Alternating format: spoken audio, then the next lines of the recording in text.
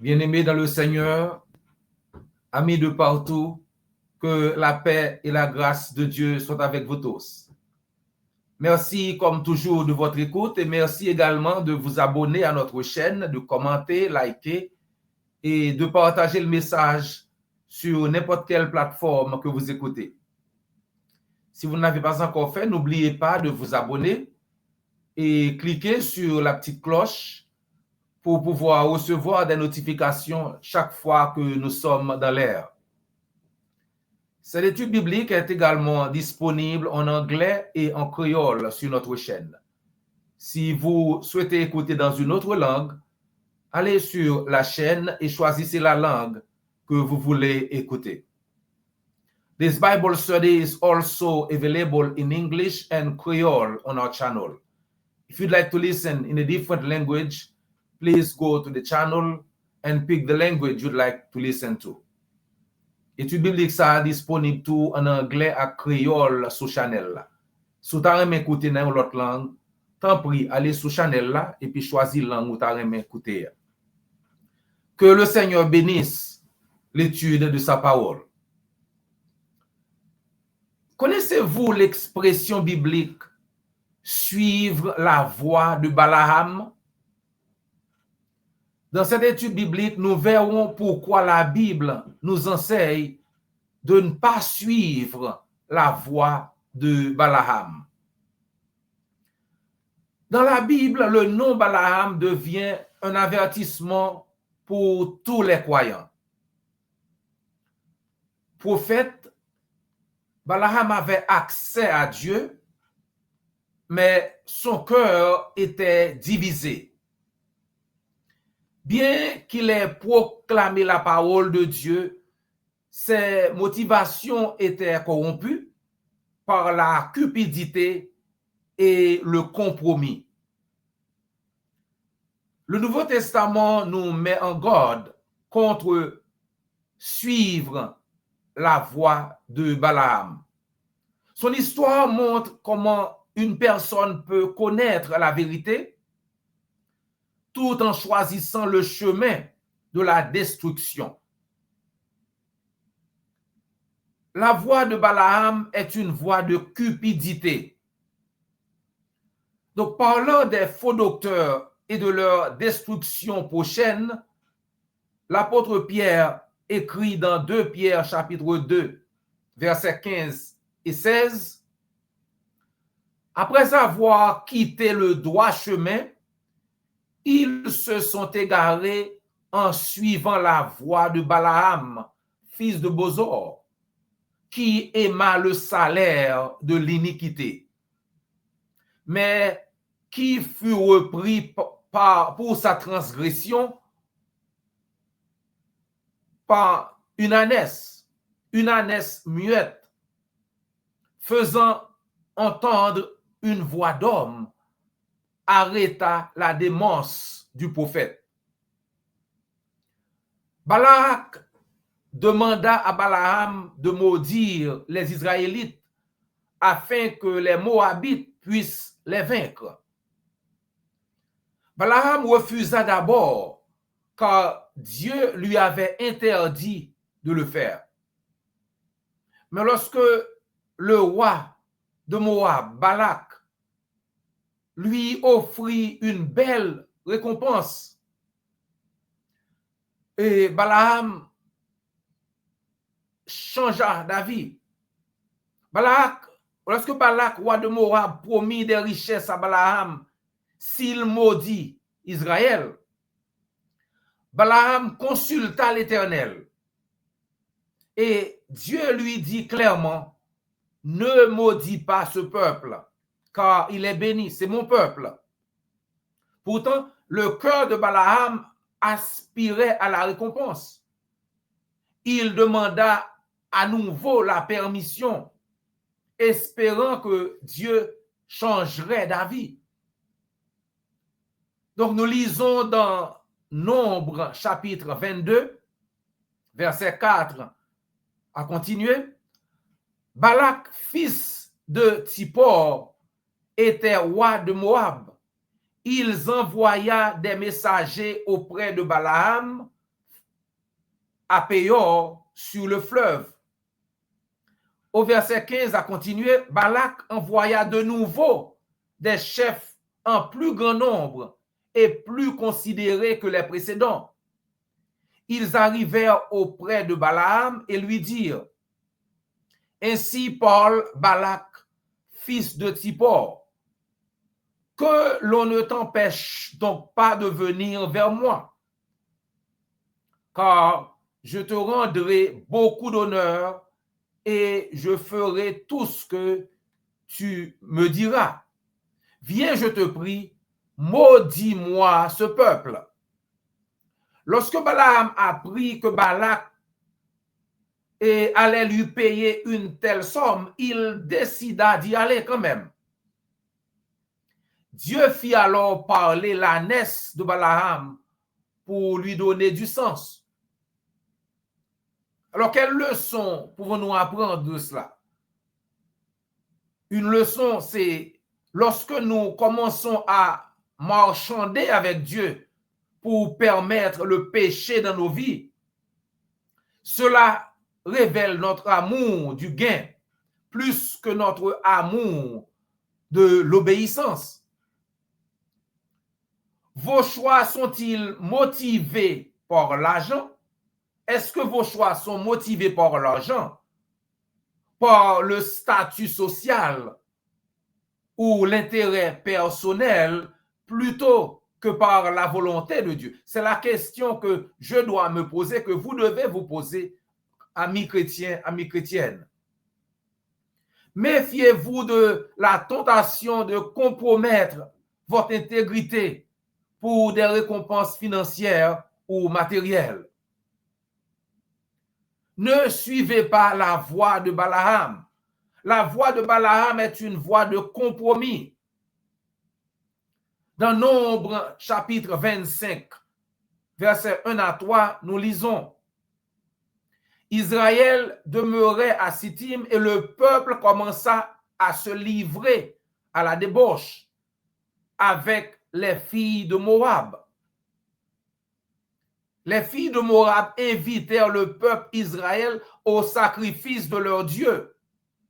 Et le peuple mangea et se prosterna devant les dieux de Moab. Israël s'attacha à Baal et la colère de l'Éternel s'enflamma contre Israël. Nombre 31, verset 16. Voici, ce sont elles qui, sur la parole, ces femmes-là, sur la parole de Balaam, ont entraîné les enfants d'Israël à l'infidélité envers l'Éternel. Et alors éclata la plaie dans l'assemblée de l'Éternel. Donc vous voyez, Balaam, ne pouvant pas maudire Israël directement, conseilla au roi moabite Balak de le corrompre par la tentation. Les femmes moabites séduisirent Israël, le conduisant à l'idolâtrie et à l'immoralité contre l'Éternel.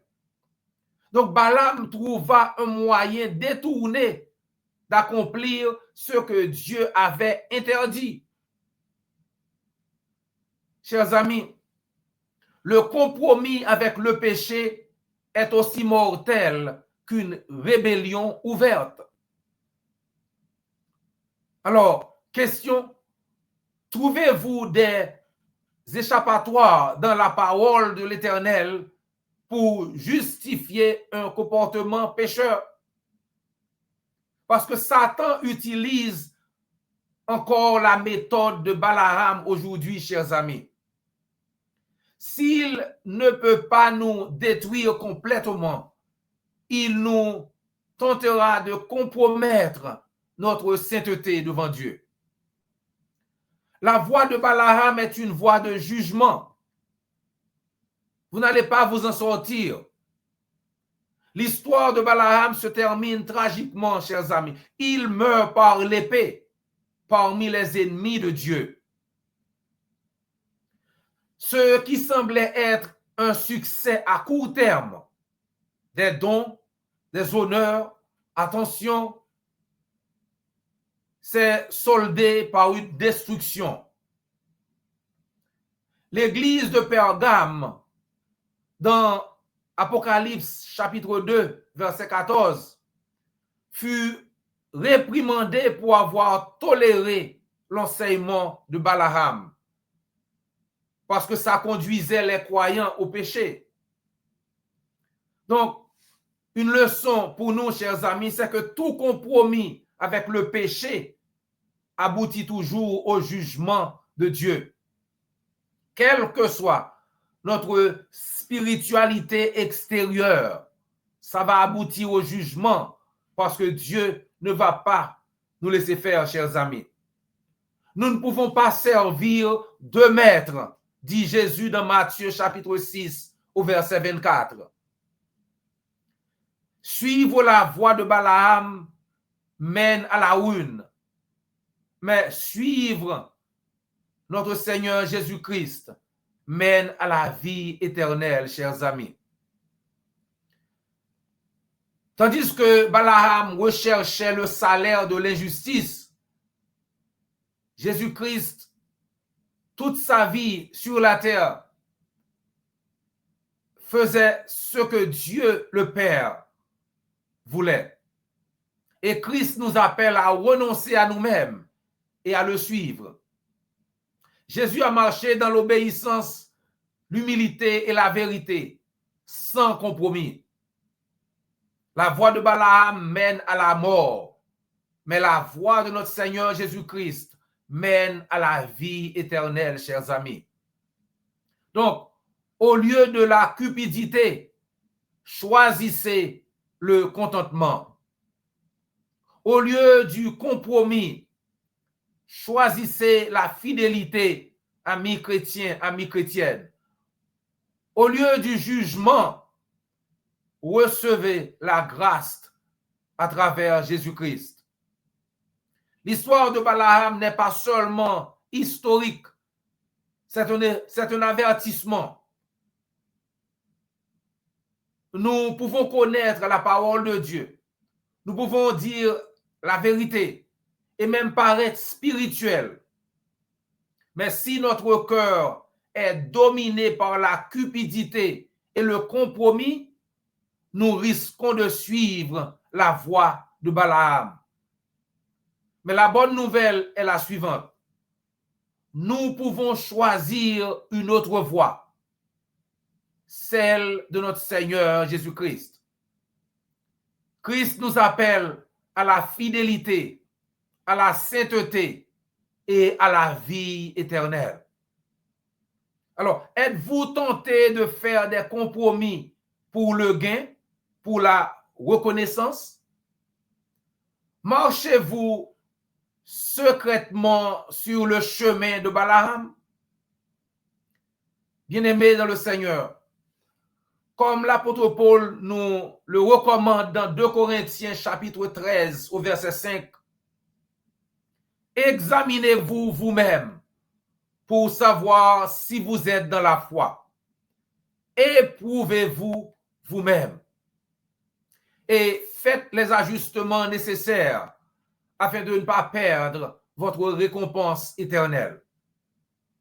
Et si vous écoutez ce message, mais que vous n'avez pas encore obéi à l'évangile, alors aujourd'hui, Jésus vous invite à cesser de prendre la mauvaise voie, à vous détourner de la voie de Balaam et à le suivre. Suivre le chemin de notre Seigneur Jésus-Christ. Il veut que vous suiviez la vérité et la vie. Et dans Marc 16, au verset 16, Jésus vous indique comment procéder. Marc 16, 16. Celui qui croira et qui sera baptisé sera sauvé. Mais celui qui ne croira pas sera condamné. Alors, est-ce que vous croyez? Si vous croyez et que vous voulez obéir à l'évangile, faites-le nous savoir. Ou bien contactez l'église du Christ la plus proche et on se fera le plaisir de vous aider. N'oubliez pas de vous abonner, liker, commenter et de partager sur n'importe quelle plateforme que vous écoutez. Comme toujours, ce fut un réel plaisir de passer quelques minutes avec vous dans l'étude de la parole de Dieu. Prière de nous rejoindre la prochaine fois pour une autre étude. D'ici là, que le Seigneur vous garde et vous bénisse. This Bible study is also available in French and Creole on our channel. If you'd like to listen in a different language, please go to the channel and pick the language you'd like to listen to. Cette étude biblique est également disponible en français et en créole sur notre chaîne. Si vous voulez écouter dans une autre langue, allez sur la chaîne et choisissez la langue que vous voulez écouter. Étude biblique ça disponible tout en français et créole sur channel là. Si vous avez écouter dans une autre langue, tant pis, allez sur channel là et puis choisissez langue où vous avez écouter.